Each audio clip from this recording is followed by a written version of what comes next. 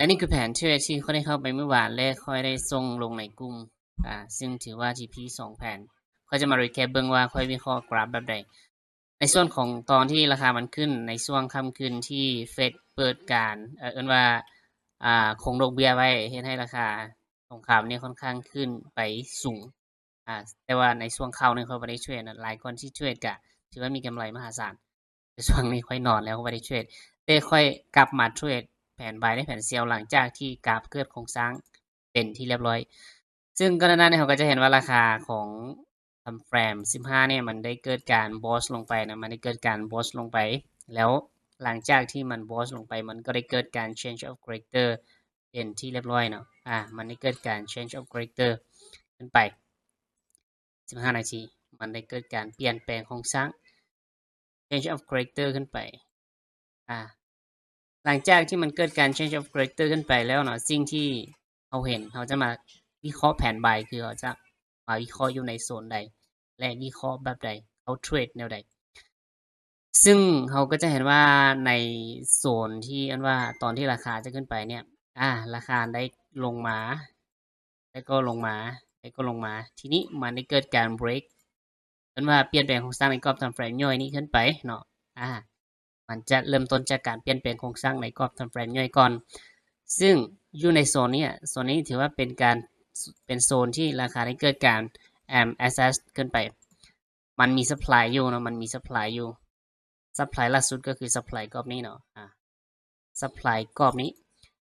ในเมื่อที่ supply ก็นั้นมันเป็น supply นะมันเป็น supply แล้วราคาได้เกิดการ break ขึ้นไปฉะนั้น supply กรอบนี้มันมีความสำคัญหลายที่มันจะกลายเป็น breaker block เนาะมันเป็น breaker block ส่วนโซนยูเทิงเนี่ยเขาถือว่าเป็นจะเป็น buy side liquidity เป็นโซนที่เราจะใช้ในการ TP ในเมื่อตลาดมันขึ้นไปแล้วแล้วก็โซนนี้เนาะในเมื่อที่มันลงมาแบบนี้แล้วมันเกิดการดันราคาขึ้นไปเราจะถือว่าเป็นโซน X ละกันเป็นโซน X หรือว่าเป็นโซน liquidity เป็นโซน liquidity เพราะราคาเนี่ยมันมีโอกาสที่จะลงมาโซนนี้แล้วก็จะขึ้นไปหา supply ยูเทิงแล้วก็จะลงมาหาโซนที่เราต้องการเข้าเดินแล้วก็จะขึ้นไป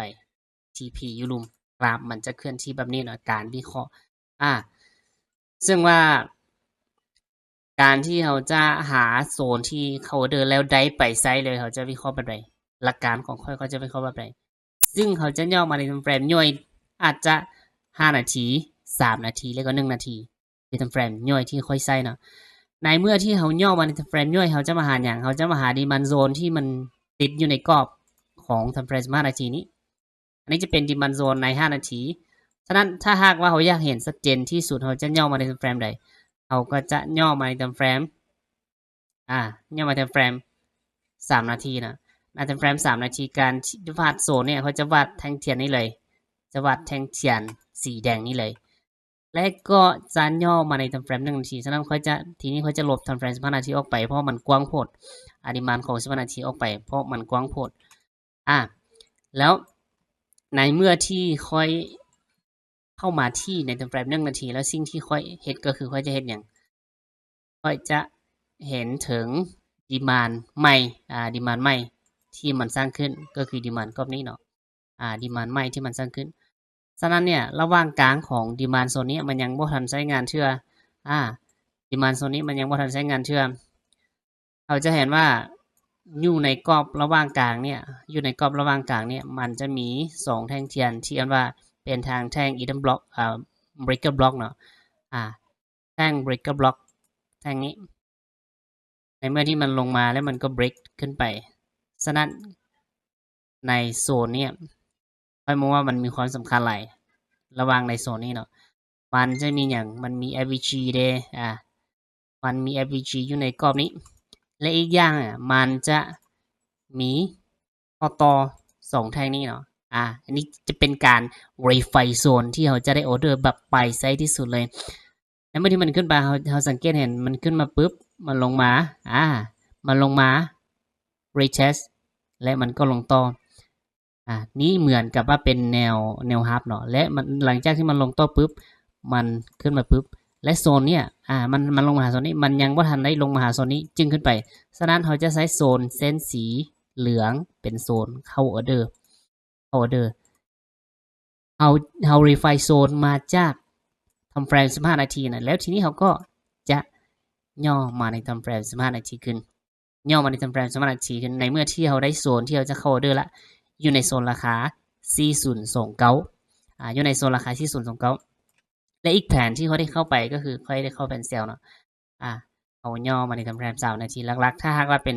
scalper หรือ scalping เนี่ยเขาจะเทรด3นาทีในทำเฟรมย่อยเนี่ยสิ่งที่เห็นได้ชัดก็คือมันได้เกิดการ break up structure ขึ้นไปในโซนนี้แล้วมันก็ได้เกิดการ change of character ในโซนนี้มันได้เกิดการ change of character ในโซนนี้ส่วนนี้ถือว่าเป็นโซนที่มัน break up structure และมันก็ได้ลงมาหาโซน demand มันมี demand อยู่นี่เนาะมันลงมากับตัวในโซน demand นี้แล้วมันก็ขึ้นไปทีนี้เนี่ยในเมื่อที่เราเห็นว่าราคาได้เกิดการ change of character เป็นที่เรียบร้อยเนี่ยเราจะมาหาโซนใดในการเข้าเดอร์เราจะเห็นว่ายูเทิงมันมีอย่างมันมี order block หรือมี supply แต่ supply โซนนี้มันถูกใช้งานไปแล้วและ supply ที่มันยังไม่ทันถูกใช้งานคือ supply กรอบใด supply ที่มันยังไม่ทันถูกใช้งานก็คือ supply กรอบนี้เนาะsupply โซนนี้มันยังไม่ทันถูกใช้งาน supply zone ก็จะย่อมาในเฟรม1นาทีเพื่อมาหาโซนที่เอิ้นว่าเป็น key level ที่สำคัญที่สุดในการที่จะเข้าเดอร์ในเมื่อที่เราย่อมาในเฟรม1นาทีเนี่ยเราจะได้ supply ที่แบบสวยๆงามๆแบบนี้เนาะจะได้ supply ที่แบบสวยๆฉะนั้นเขาจะตีไว้เลยตีกรอบนี้ไว้เลยเป้าหมายในการเข้าเดอร์คือเขาจะเข้าเดอร์อยู่ในโซน C100 ในกรอบนี้เลยC100 เพื่อที่จะเซลลงมาเบิ่งกันว่าจะได้ออเดอร์บ่สำหรับกรอบนั้นกรอบราคานั้นแล้วลงมาที่ P ในโซนราคาอันว่าลงมาที่ P ในโซนราคาเส้นสีเหลืองอยู่ลุ่มเซลล์อยู่เทิงลงมาสำหรับ SL เนี่ยก็จะวางไว้อยู่เทิงของ PSL เนาะBasic Liquidity แต่อยู่เทิงนี่ค่อยมองว่ามันจะบ่ไปแล้วก็จะวาง SL ระดับนี้ถ้าหากว่ามันไปเนี่ยมันจะทะลุขึ้นไปต่ออยู่เทิงมันบ่มีโซนสำคัญในการที่มันจะขึ้นไปได้ละฉะนั้น TP1 ก็คือในโซน X TP2 ก็คือในโซนนี้เนาะโซนยุโรปจะเป็นโซนในการที่จะไบขึ้นไปและอีกอย่างก็คือถ้าหากว่าเขาจะคอนเฟิร์มด้วยระบบ SNR อีกก็สามารถย่อมาที่ไลน์เส้นไปที่ไลน์ชาร์ตและเขาก็จะทำการตีชาร์ตนะการตีชาร์ตเนี่ยก็คือโซนนี้เนาะโซนที่เขาจะเข้าเดอสมมติค่อยลึบเส้นสีเหลืองออกไปก็จะตีลายเส้นอยู่ในโซนของไฮอยู่ในโซนไฮของอันของกรอบนี้เนาะของกรอบลายชัดเลื่อน SL ลงมาเลื่อนจุดเข้าลงมาแล้วทีนี้นี่ก็จะตีเส้นไลน์ขึ้นไปเส้นไลน์ที่เขาจะตีขึ้นไปเนี่ยก็คือเส้นนี้เนาะก็จะตีเส้นไลน์ขึ้นไปแบบนี้เอาได้อยู่ในโซนนี้อีกอย่างอยู่ในกรอบนี้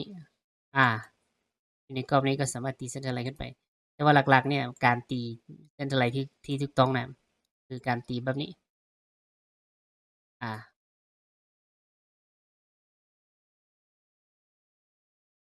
อยู่ในโซนที่มันจะตัดกันอยู่ในโซนที่ราคามันจะตัดกันแล้วก็มาที่ P ยูลุมทีนี้เปิดมาที่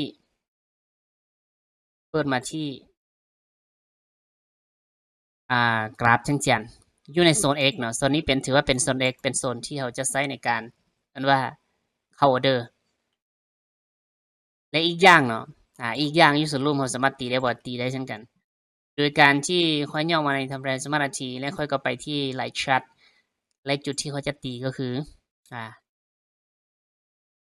เขาจะตี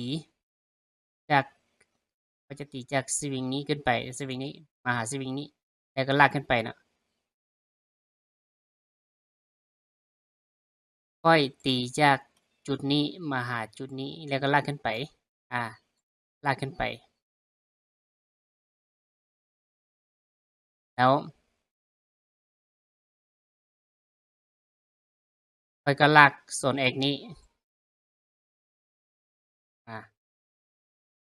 มาอยู่ในโซนราคาที่อันว่าค่อยจะเข้าเด้อ